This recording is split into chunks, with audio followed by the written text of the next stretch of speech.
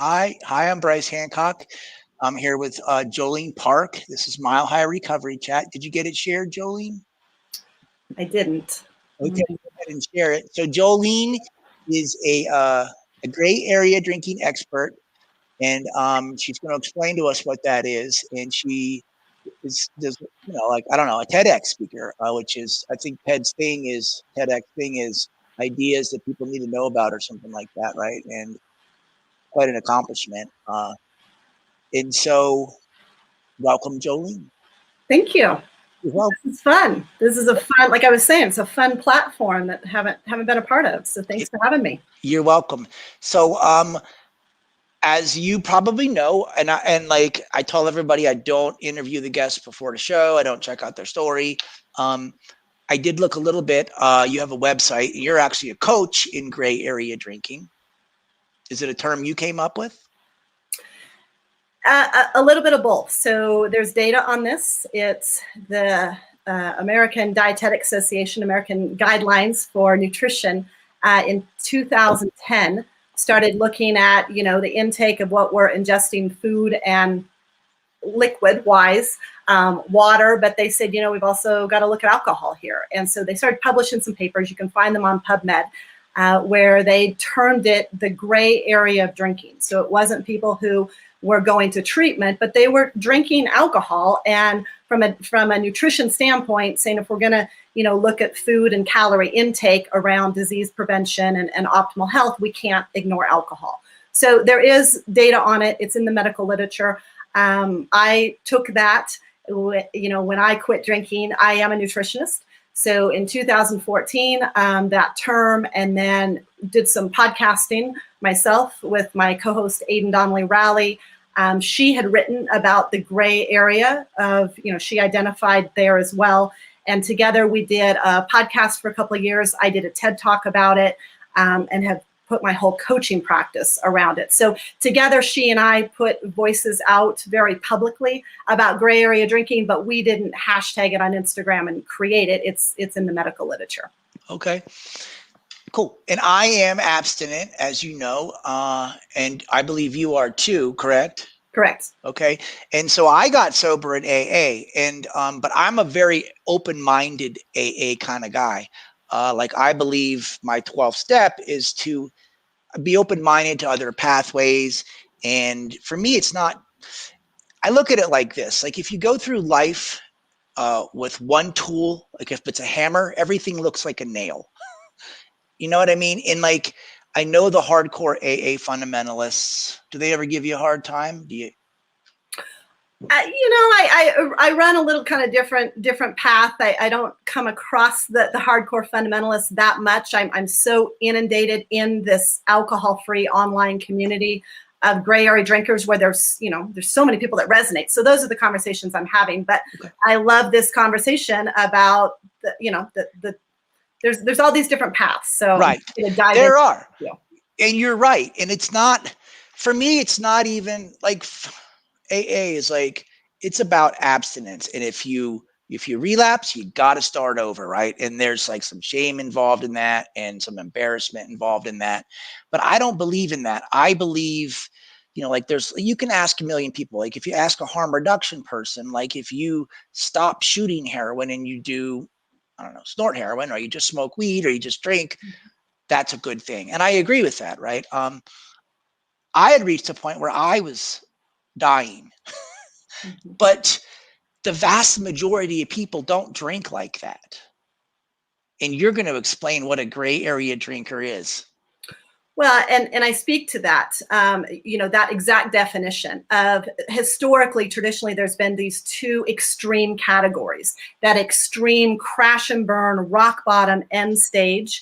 And I do know a little bit about your story and know that's, that would be that category that you would identify with. The other category would be that every now and again drinker, where people literally have like a handful of drinks over the course of a year. And what I say when I talk about that is I personally don't know a lot of people in either one of those categories. I certainly know people, knowing you in that one extreme category. I certainly know every now and again drinkers. So it's not that I don't know people, But the majority of people that I know are in between those two buckets, those two categories, and it's in the gray area. It's where, you know, most people drink. It's where I drank. It's where, you know, the people I hung out with drank when I was drinking. And I could stop drinking. And I did stop drinking many times. And then I'd say, why am I being so restrictive? I don't need to stop forever. And I'd go back to drinking. So I didn't need to go away to a treatment center in order to physically stop drinking. But that didn't mean that, you know, drinking a bottle of wine on a real frequent basis wasn't a problem. It was a problem. And that's why I got to the point saying, I will stop for good. And when I tell that story, many people, you know, and I work with a lot of high achieving professional women, say, that's my story. You know, they'll tell me, they say, I function really well. Like nothing bad necessarily has happened, like a DUI or people necessarily, you know, pulling them aside and saying, look, we're going to do an intervention here.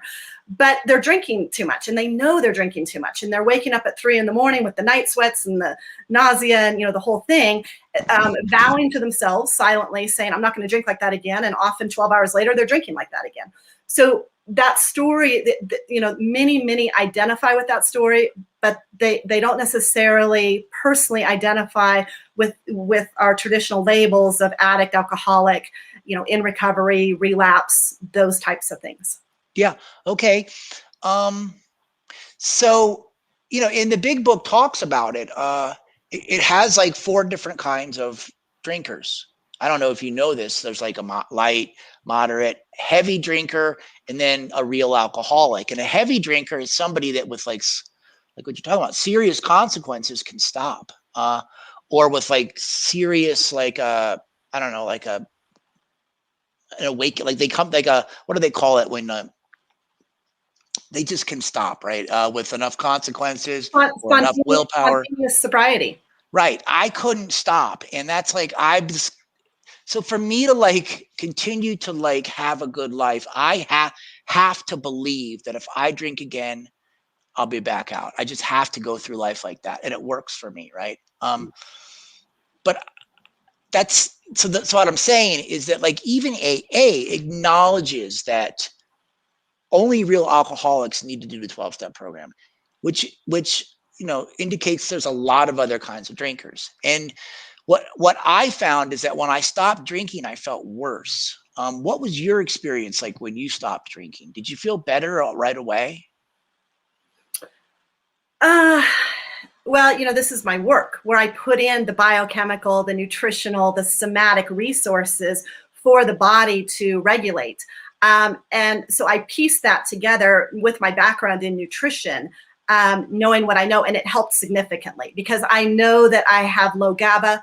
I'm an anxious person. And so low GABA makes me feel more anxious. That's why I drank, because it felt good, you know, initially to that first glass of wine. So I immediately was putting together some protocols and some remedies to boost up my GABA now that I wasn't drinking. But as far as kind of that pink cloud effect, you know, that some people, they quit and just like they're all of a sudden like, this is just magic. What have I been doing? Yes and no. I mean, my energy's better. I feel like my skin was immediately better. My sleep was better. But 4 months into not drinking at my, you know, my final, I know that this is the final quit for me. 4 months into that, I wanted to drink again. 18 months into not drinking was the hardest, you know, period. And I had quit 18 months prior. You know, because I stopped and started many times over 10 years. So I had that experience of stopping and starting. And yeah, there'd be those initial like, oh, I feel so much better. And I'm, you know, dropping some pounds on the scale. But then there's that emotional side of life. And it can hit at 4 months, 6 months, 18 months. And it's when I just, you know, I want to escape. So yeah. It's a yes and no answer to that. It's such a weird headspace being like in recovery or quitting a substance. Because you're right. Like, I mean, I was literally dying and the doctor said, you're dying and you need to stop. If you don't stop, I give you a year to live. And I kept drinking. I drank for well over a year. And then 90 days into it, I was like, well, maybe it wasn't that bad, you know, and I didn't, you know, I stayed sober I'm grateful that I've stayed sober, but it's such a weird headspace, you know, like, I don't know. It's like my brain fools me into sometimes into like thinking these thoughts, right?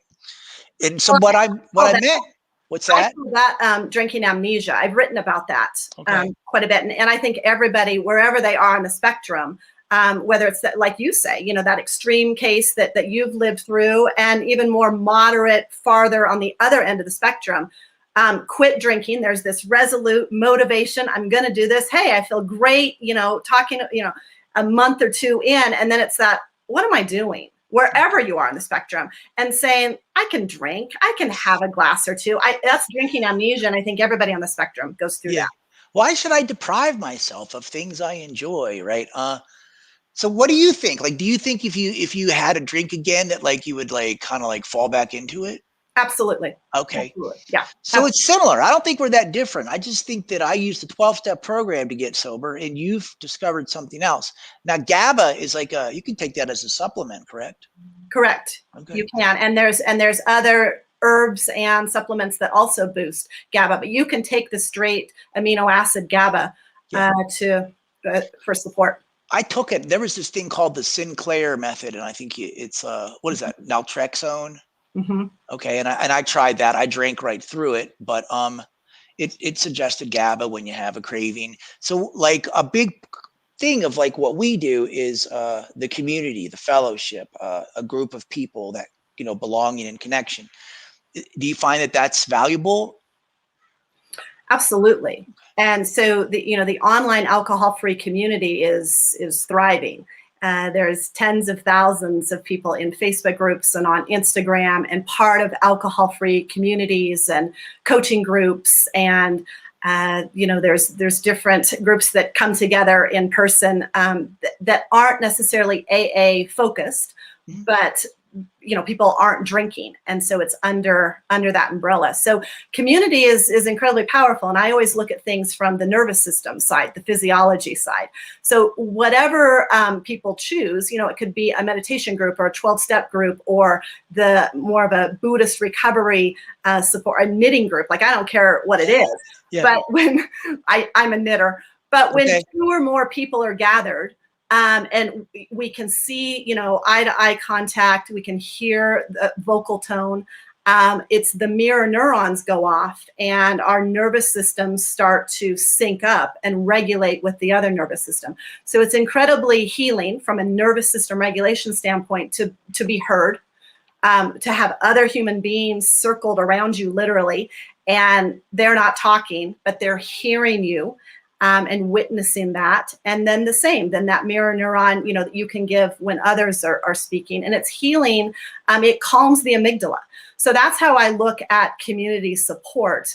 We can get into, the argument of pro AA or con, like pro or against, but it's very healing to be in community for the nervous system. It regulates the nervous system. And that's why we drink, is to try to regulate a dysregulated nervous system.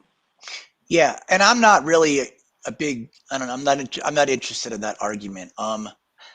When I first got sober, I was just like, I believed AA was it, right? And now I'm way more open-minded. And it's not what I was trying to like verbalize before was that it's not a no drinking contest. This isn't a contest to see who can like go the longest without drinking. That's ridiculous. It's like I've been able to stop drinking, which is amazing. And I was able to like work a program and make new friends. And I got back into therapy. So I've been able to like heal a bunch of stuff that was going on, which is a good idea, whether you're, an alcoholic or have a drinking problem or not. Everybody should do that. Like, life is about growth and change and, like overcoming these old ideas. And so I was able to do that, but, I also work out. Like, I work out like a crazy person. I've been able to find like a purposeful life, which contributes to my overall happiness and mood. And I just, my new identity of like, this being a dad and stuff is amazing. And that is none of that stuff, except for working the steps, is unique to AA, right? Yeah, and that's very much where I work, is in that comprehensive approach. That's my background in functional nutrition, functional medicine. So I certified in nutrition in 1999. I quit drinking in 2014. So I love the health and the wellness and the nutrition side of things, and I fit in very well. I was working in corporate wellness. We'd have conferences, and it's, we're talking wellness, and then there's the happy hour after the conference. I'd go to functional nutrition conferences and hear all about the antioxidant benefits of red wine and the brain chemistry and the gut health, and it's fascinating. And then we'd go out to dinner and have great steak dinners and bottles of red wine. So it was even part of my wellness nutrition culture. And again, I never drank in a way that I looked off the rails. I just wasn't that kind of drinker. So I fit in with society's way of drinking. But I was drinking too much. So yeah, it's all part of that, comprehensive approach, which is my background. So I start with nutrition. It's where I started with myself, of replenishing those depleted, deficient nutrients. And that's how now I work with clients as well. And we can talk about too, my training. I mean, I looked at the model in Minnesota about, there's a recovery center there where addicts and alcoholics come in, and they start with the physiology. Before they do, the 12 steps or the emotional work, they clean up the mineral imbalances, the fatty acid imbalances, the amino acid imbalances. So I knew about that model. It's what I trained under in functional medicine in 2006 was when I learned it. And then I really applied it to myself when I quit drinking in 2014. Clients now come to me for that. But it's also bigger too, because it's not just about physical nutrients. So, community is also a huge nutrient. Moving our body is a nutrient. What we're doing for relaxation, our spiritual practice, our leisure, service. So it's that comprehensive, it's the functional medicine approach that then I've applied to this work. And those are all like things that 12-step programs like include: spirituality, service, community, and so people's biggest beef with AA usually, that in my experience, is the word God. That's when most people go, I'm out. But you just said spirituality. How do you address that? Personally, spirituality is an important part of my life. It always has been. And so it's, I've always incorporated it working with clients. I work a bit like you, I'm open to all pathways. But I think it can be a vital nutrient. I'm not saying everybody has to have a spiritual connection or approach, but I do ask clients, has there been a devotion, a practice that has, been helpful to you? And sometimes resurrecting that, so to speak, and bringing that back in can be a helpful nutrient. So I'm always looking at, a big acronym that I work with. My method that I've really defined is the Nourish method. And so, it's how I work. So this is the somatic piece of different things resonate with different biochemistries, different constitutions. We have different emotional preferences. So some people have, it can be a different religious preference. It can be a different meditation preference. But for me, it's working then with the client of what is that for you, and how do you know it's for you?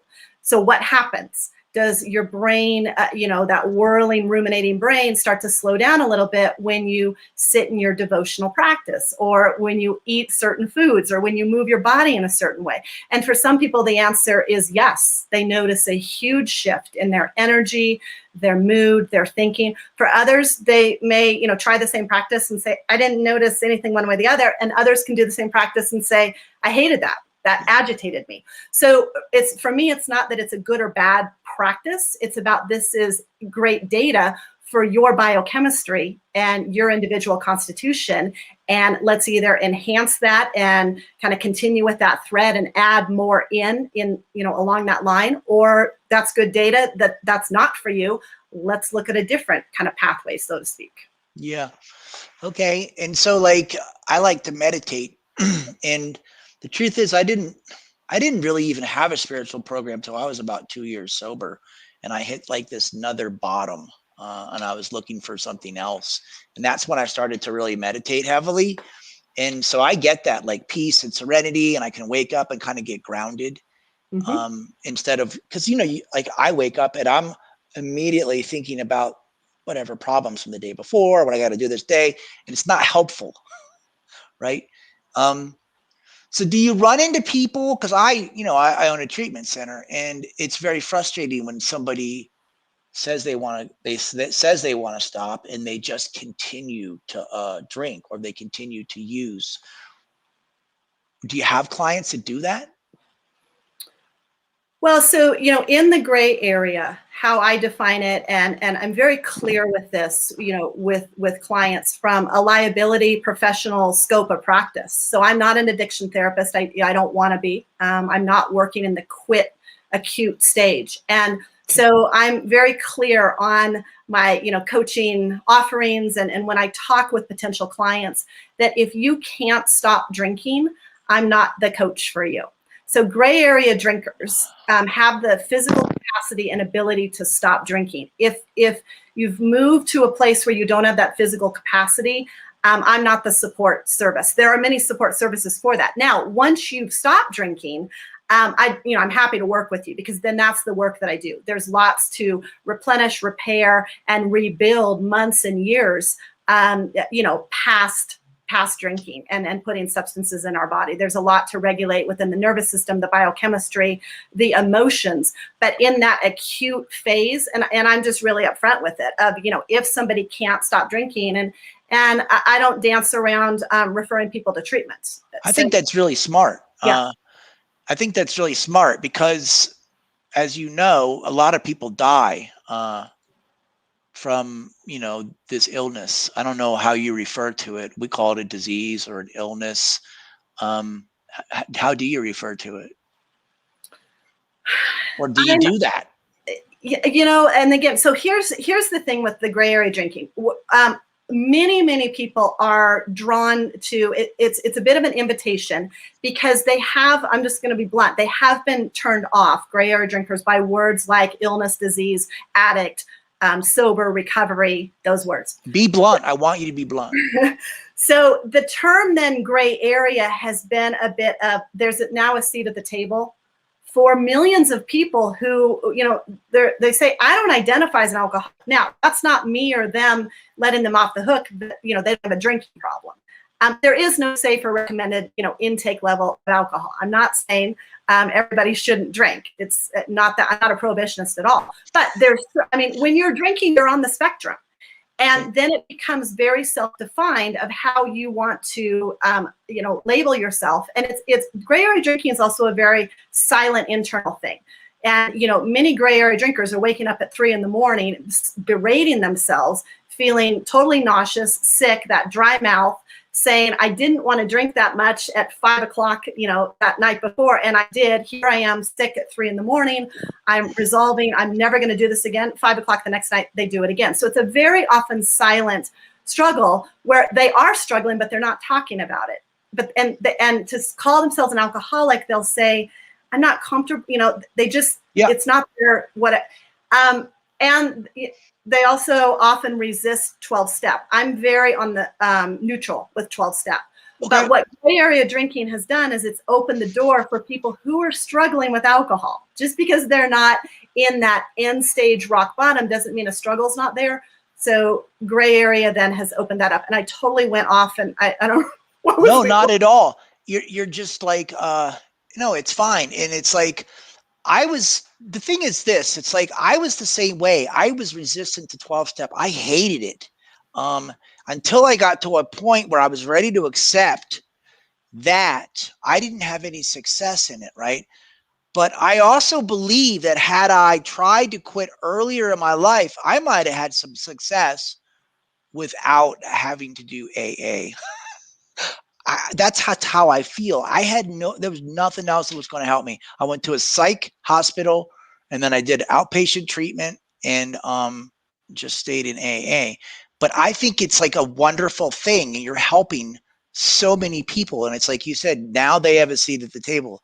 And if they can quit without having to do what I did, because I just had a friend ask me, he said, I think I'm drinking too much. And I said, I just want to like warn you that before you get to the point where I was at, try everything that you can, because this is a whole thing. Like, this is my identity.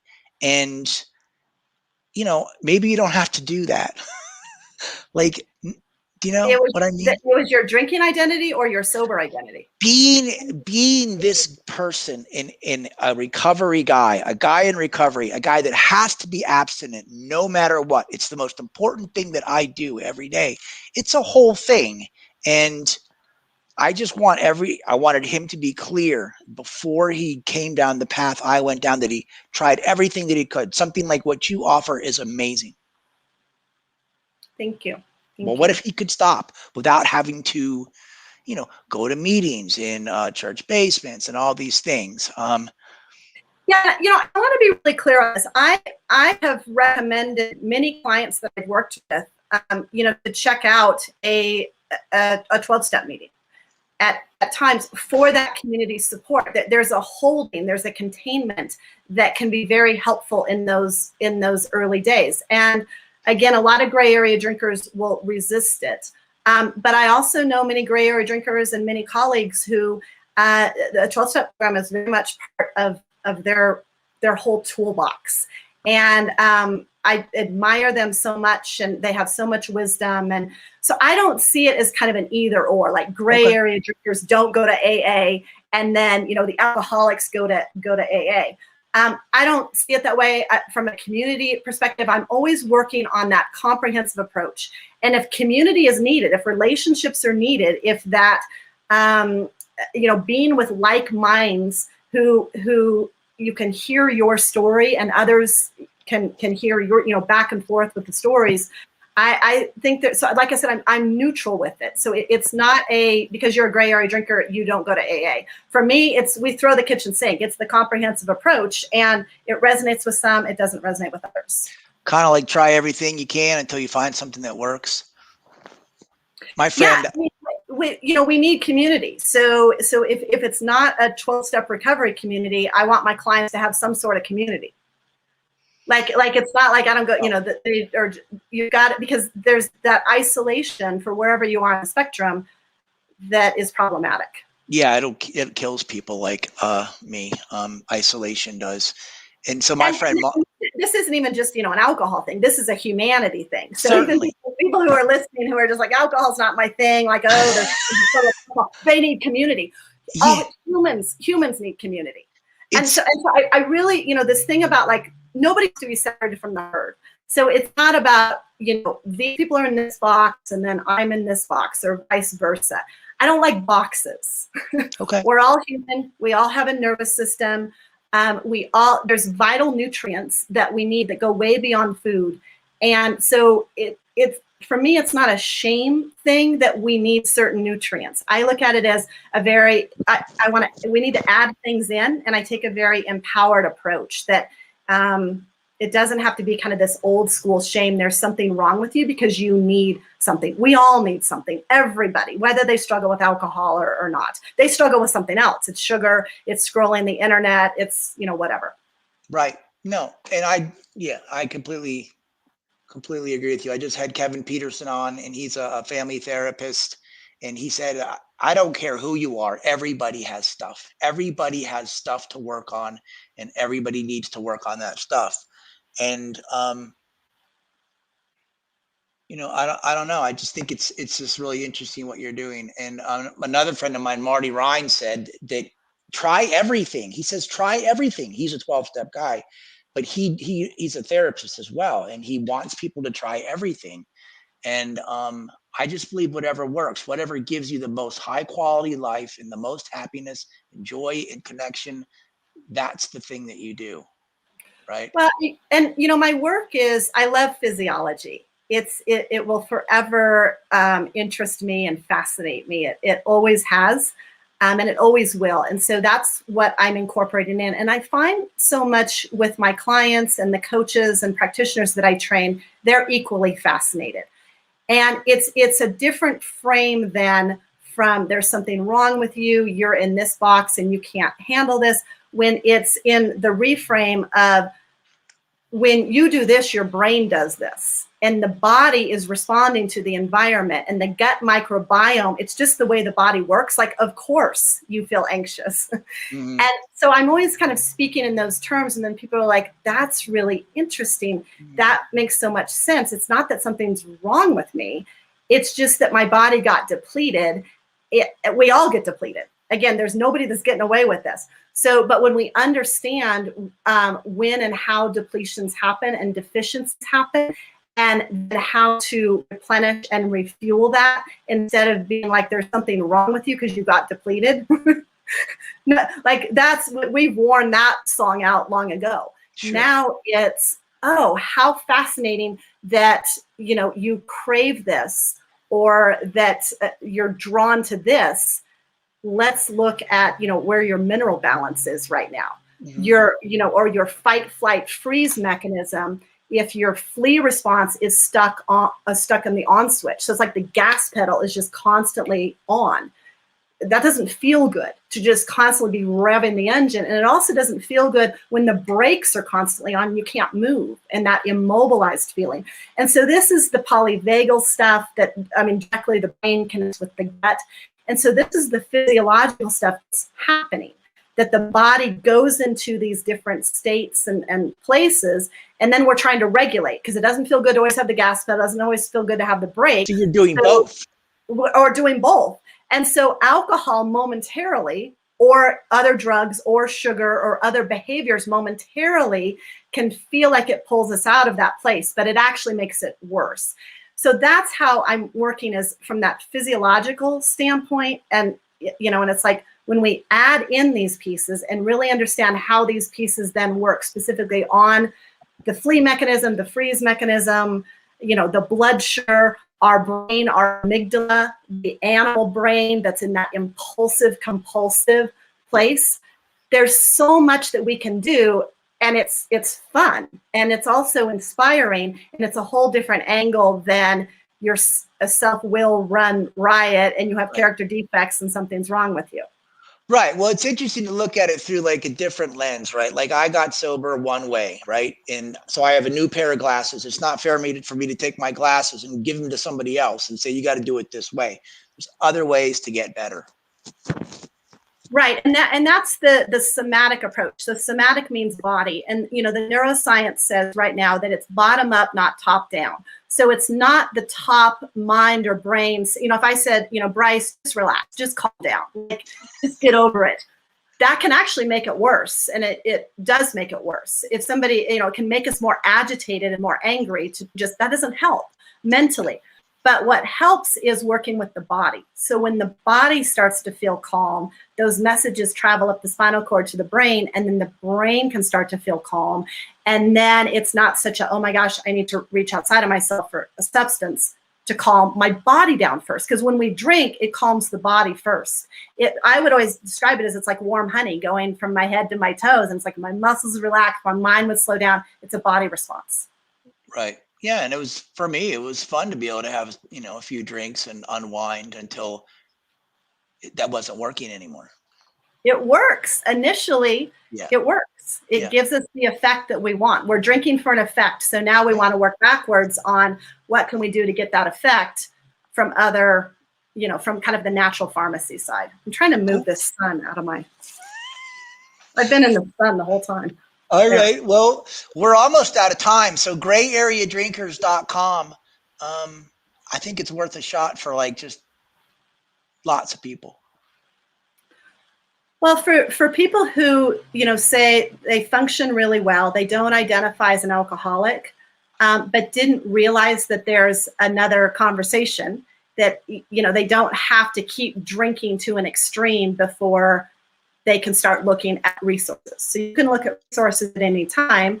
You know, getting to a point where you don't function is not a goal that I would recommend. So you can choose to stop drinking at any time if it's something that's you know, that little small voice inside. And there's many, many resources biochemically, somatically, energetically, to reset the body and the nervous system in a way that you've been wanting alcohol to reset your body and nervous system. Cool. Well, thank you for being on. Thanks for having me. You're welcome. Bye. Bye, Brice.